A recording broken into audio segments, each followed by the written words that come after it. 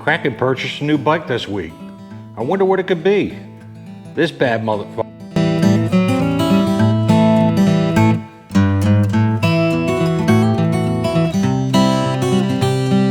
We're gonna cut right to the very first ride. I haven't even gotten to ride it yet. Let me take you on that journey and I'll share a few thoughts on my first ride on this bike and my initial impressions. There'll be a follow-up video.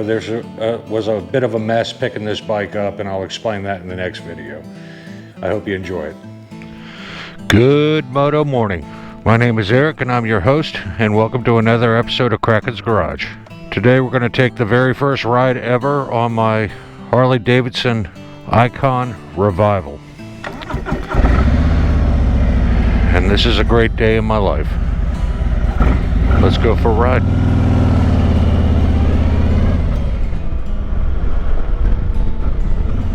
I always forget to adjust the mirrors till I get on the road. Crazy. Look, lean and turn. I don't have any of the audio set up or my phone connected. I have to read through the manual and digest all of that. Too excited to go for a ride. I spent 2 days of my life just getting this bike home. And that's an epic story that I'll share with you in another episode.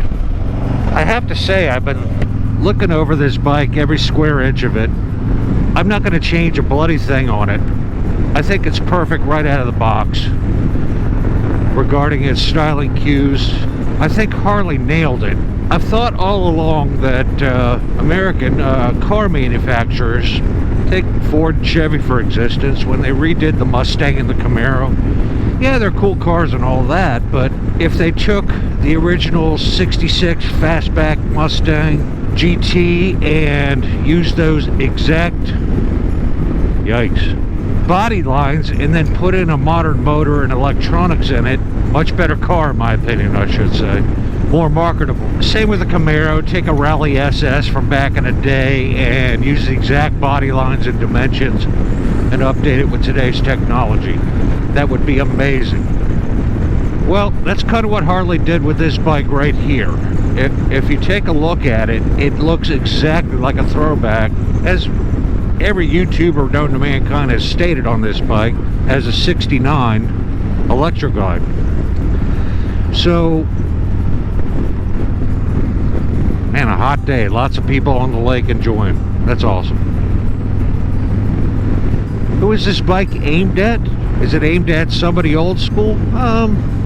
Originally I thought that was kind of my knee-jerk reaction. But in retrospect, after I sit down and think about it, it's aimed at a younger crowd too, because if you want a muscle bike, a bagger with lots of power, and you want to build up the motor on, go with the Road Glide Special. There's better platforms for that type of build. If you want a mile muncher that does it with style and class, it's this bike right here, folks. So why did I spring for it? Upcoming back surgery coming up next month.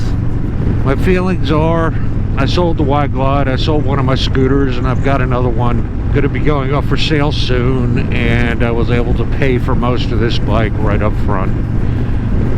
And I wound up buying it from a dealer in Maryland, and that was a whole different experience that I'm going to do in another video. That's going to take a half-hour video to explain how all that went down. What a effing debacle. Wow. I bought this bike because I've never, well, never's not an appropriate term. I've had 3 Road King Classics, or 2 Road King Classics and a regular Road King. First year they came out, and I loved all 3 of them. So it's been a long time since I've had a bagger, and I decided to go for it with this one for 2 reasons. As I get older, I want to be munching miles in comfort. Yes, I could do it on the Sportster and things like that, but alrighty, everybody going to the dollar store. Must have Spam on sale or something. But getting back to on topic, yes, I could do it on the Sportster or one of my smaller bikes, and I do, and I will do that. I wanted this bike for 2 reasons, and one was what they call the pogo seat. This tractor seat with the basket on the back has a shock absorber underneath the actual seat. I'll throw a picture up on the screen. with adjustable dampening on it. That coupled with your rear suspension, and when you tune it properly, you should get a Cadillac ride out of this bike. I mean, it's basically a police bike setup. For many years they used to have an airbag instead of a shock absorber on it, and the airbags always crapped out about every 2 years. So I was chatting with Colby, and he was telling me, yeah, when they crapped out, believe it or not, people used to use Kong dog bone and cut them to the correct size and use that for a shock absorber for the seat to fix the airbags rather than replacing the expensive airbag. So I guess Harley switched over to a mechanical shock, which I'm happy about. So I have comfort for my aging spine. That's going to be an ongoing issue for the rest of my life. I have storage for long distance mile munching, cruise control. I haven't really got into the stereo and the infotainment and all of that. That's going to take a while to get to. With that tractor seat and with the shock on it, it raises the seat, if I remember correctly, 3 inches. So this is not a short person's bike. And being 6'4", it's a tailored fit for me in an off-the-rack world, if that makes sense. You don't know how many times in my lifetime I have cramped myself up on some small bike and folded my legs just to enjoy the sport. So I took the plunge, dropped the coin, and this is my new mile muncher. Got 13 miles, so a first 7 miles on her. I'm hoping to see that flip over to 113 someday, if I'm lucky. Wow, it rides beautiful. Getting a little bit of buffeting on my helmet. Oodles of leg room. The Milwaukee 8, 114. Holy cow. I get the hype. That's the first one I've ever ridden. Wow. Cruise control set. If you touch any of the brakes or pull on the clutch, it disengages. As you can see, the on-dash light goes right to yellow or amber. And it goes to green when you set it. Boom. And you can also cancel it. To operate it, you push it in to turn it off and on, and you push it up and down to set or resume. Or when you set your speed, you can rock it up or down to adjust the mileage. Each time you hit the up or down, it changes the speed by 1 mile per hour. So you can dial in the right speed.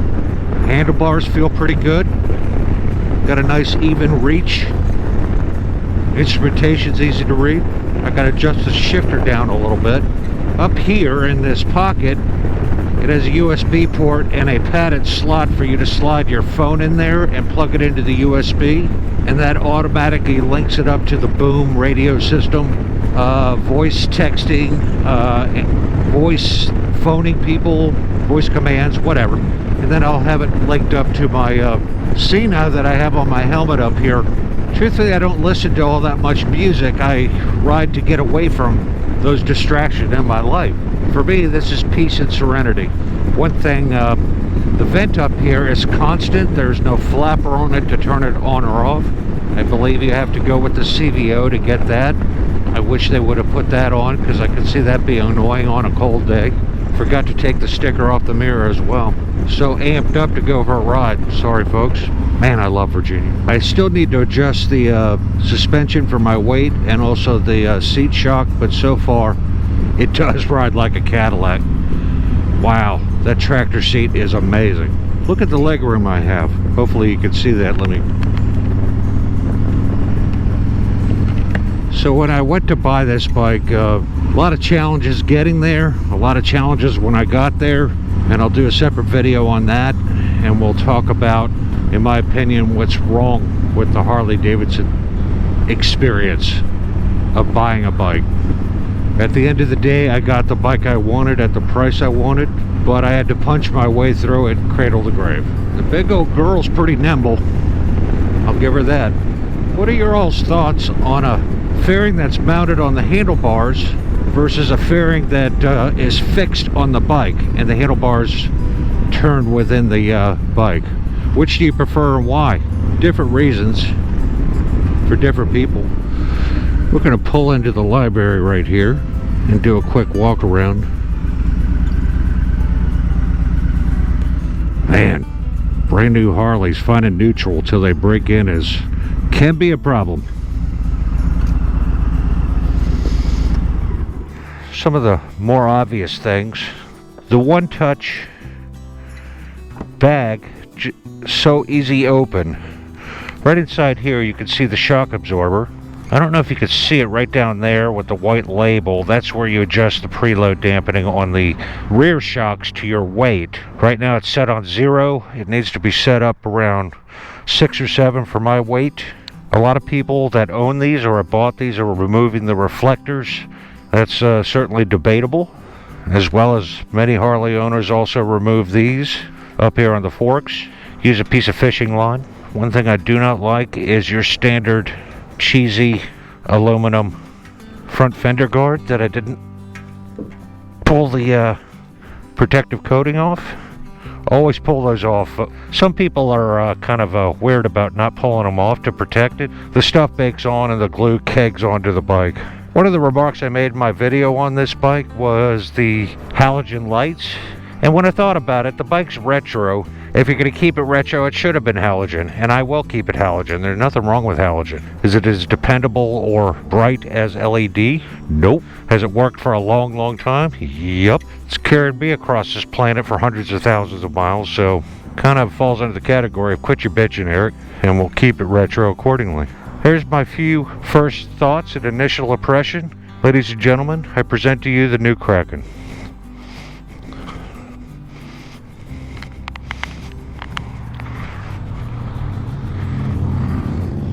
And there's my ghost telling me to wrap things up. If you like this video, give it a thumbs up. If you didn't like it, give it a thumbs down. If you want to see more in the future, hit that subscribe button right down there in the corner. And remember, folks, go riding. It's good for you, and I'll see you in the next one. Peace.